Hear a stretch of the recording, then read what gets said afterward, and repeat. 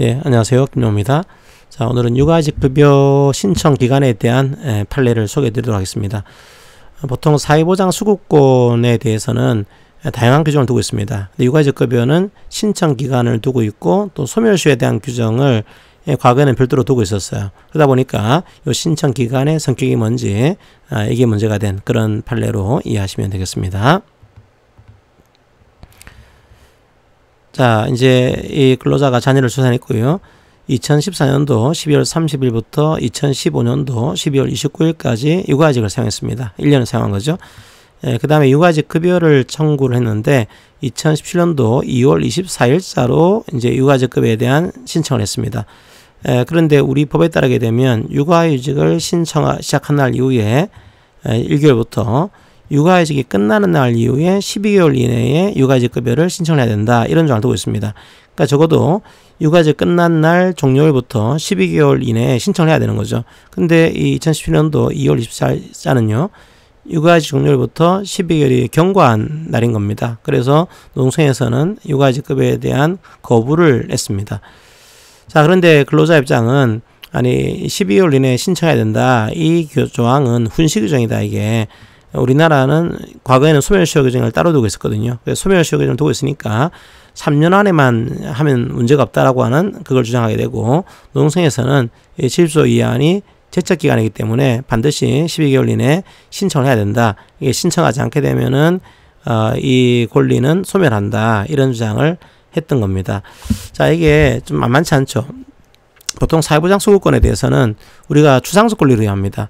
그런데 이런 추상적 권리에 대해서는 다양한 조항을 두고 있는데 이 육아직급여는 이제 관할 이제 직업안정기관회장 노동청에서 요거 지급 결정을 하게 되면은 이제 구체적 권리로 전환이 돼요. 이제 자, 그러니까 구체적 권리로 이게 전환시키기 위해서는 반드시 신청 기간 안에 이걸 신청을 해야 되는 겁니다. 만약에 신청 기간 안에 신청을 하지 않게 되면은 이 추상적 권리가 소멸돼요.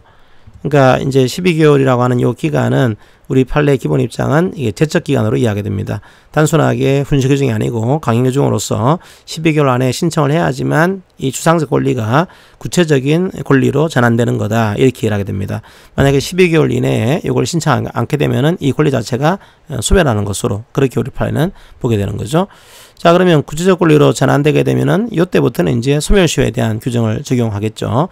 이 과거의 소멸시효 규정은 3년이었습니다. 근데 지금은 이게 국가가 반환받을 권리에 대한 소멸시효만 두고 있고 나머지 지급받을 권리에 대한 소멸시효는 일반법을 적용해서 국가재정법을 적용하게 되면은 5년의 소멸시효를 규정을 받게 됩니다. 자, 그러니까 지금 이 판례는 중요한 것이 이 신청 기간이 제척 기간으로서의 강행 규정이다. 이걸 확실하게 밝힌 이런 판례로서 의미가 있는 판례라고 볼 수가 있습니다.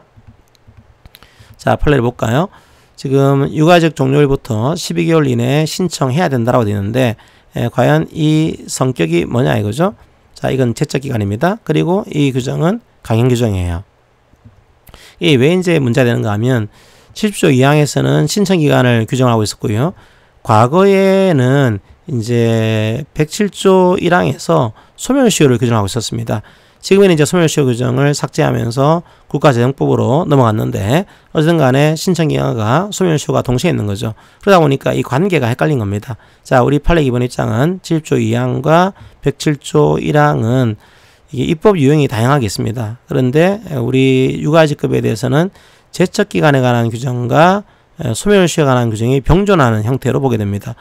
그러니까 신청 기간은 이게 제척 기간이 되는 구조고, 그러니까 이 기간 동안에 신청하지 않게 되면은 이 권리는 소멸되는 구조입니다. 그리고 이제 관할 지방 노동청이 이걸 결정하게 되면은 이 권리가 구체적 권리로 이제 전환되게 됩니다. 그리고 구체적 권리의 행사 기간으로서는 이제 소멸시효가 적용되는 구조가 만들어지는 거죠. 따라서 신청을 그 기간 안에 하지 않으면은 이 권리는 사라집니다. 구체적 권리로 전환되지 못한 채로 소멸되는 구조가 만들어지는 거죠. 따라서 우리 판례는 70조 2항에 정한 신청 기간은 제척 기간으로 이해하게 됩니다. 자, 제척 기간을 이제 인정한 이유는 이 법률관계를 조속히 확정시키기 위한 이런 규정이죠. 따라서 강행 규정입니다. 따라서 이 기간 안에 신청을 하지 않게 되면은 이 권리는 사라지게 됩니다. 즉 70조 2항은 근로자가 주장하는 것처럼 훈시 규정이 아니라는 거죠. 강행 규정이기 때문에 반드시 요 12개월 안에 신청을 해야 되는 것으로 우리 판례가 보고 있습니다. 이 판례에서는 그 12개월에 경과한 거죠. 경과했으니까 노동청의 육아직급여 거부 처분은 위법하지 않은 것으로 판례가 결론을 내린 겁니다. 약간 제척기간에 대한 그런 판례로 이해하시고요. 사회보장 수급권에 대한 좀 중요한 판례로 이해하시면 되겠습니다. 몇 가지 또 다른 판례 내용들을 좀 이해하게 되면, 그럼 일단 이게 신청을 해서 관할 직업안정기관의 장으로부터 수급권자로 인정 받게 되면은 이제 구체적 권리로 전환된 거죠. 근데 보니까 그 금액이 정당한 육아직급여에게 미치지 못합니다. 그럼 차액분을 청구할 수 있는 거죠. 자, 이때는요, 신청 기간은 지킨 겁니다. 따라서 이제 권리는 구체적 권리로 전환된 것이고, 이제부터는 소멸시효에 대한 규정을 적용하게 됩니다. 소멸시효가 완성되기 전까지는 차액분을 청구할 수 있습니다. 이때는 신청 기간에 대한 조항을 적용하지 않습니다. 이건 최초에 신청할 때는 제척 기간을 지켜야 되는데, 일단 이제 수급권자로 인정돼서 급여 결정을 받게 되면은 그 이후부터는 소멸시효에 대한 규정을 적용해야 되는 거죠. 자, 그러면 소멸시효 계산점은요, 이제 최초의 육아직급여 신청에 대해서는 급여 지급 결정을 송달받은 날로 보게 됩니다. 자, 그런데 이게 분할 이제 신청을 할 때가 많거든요. 그렇다고 한다면 이때는 이제 예를 들면 1월 1일에 이제 육아휴직을 하게 되면은 이제 2월 달에 자, 육아휴직에 대한 첫 번째 달에 대한 급여를 신청할 수 있게 됩니다. 이제 그런데 이제 분할 이제 청구했을 경우에 소멸시효 계산점은요, 그때가 아니고 근로자가 허용받아 실시한 전체 육아직 기간이 종료한 날로 보는 것이 타당하다. 그러니까 1월 1일자로 육아직을 신청했으면은 이제 육아직 종료일이 12월 31일이 되겠죠. 그러면 아무리 뭐 분할 신청을 했다고 하더라도 소멸시효는요, 이제 그 다음 1월 1일부터 이제 3년 혹은 지금 바뀐 법에 따르게 되면 5년의 소멸시효를 적용하는 식으로 이해하시면 되는 구조입니다. 그래서 원래는 급여 지급 결정을 송달받은 날부터 소멸시효는 진행이 되겠지만, 이게 분할했을 경우에는 자, 근로자가 허용받아 실시한 전체 육아직 기간이 종료한 날로부터 소멸시효는 계산한다. 그래서 1년이 이때는 육아직 이제 1년을 시작했으니까 1년이 지난 그 다음 날부터 소멸시효는 계산한다라고 하는 거. 자, 그렇게 이해를 하시면 되겠습니다.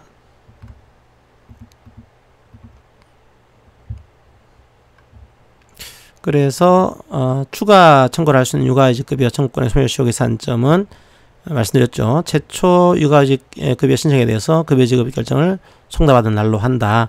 하지만 분할 신청했을 경우에는, 자, 그런데 분할 신청하다 보니까 육아휴직 종료가 되기 전에 이미 육아휴직 급여 지급 결정이 있었던 거죠. 이런 경우에 계산점은 근로자가 허용받아 실시한 전체 육아직 기간이 종료 날로 보는 것이 타당하다. 이런 판례 내용들을 얘기를 하게 됩니다. 자, 그래서 이 판례에서 중요한 것은 어쨌든 간에 신청 기간은 제척 기간으로서의 강행 규정이다. 이것들을 반드시 기억하시고 이 판례를 보시면 되겠습니다. 고용보험법은 아주 특이한 판례가 많이 나오진 않습니다. 하지만 이 판례는 요 신청기간의 성격이 제척기간이고 이게 강행 규정이다. 이걸 확인한 아주 중요한 의미가 있는 판례로 이해할 수가 있습니다.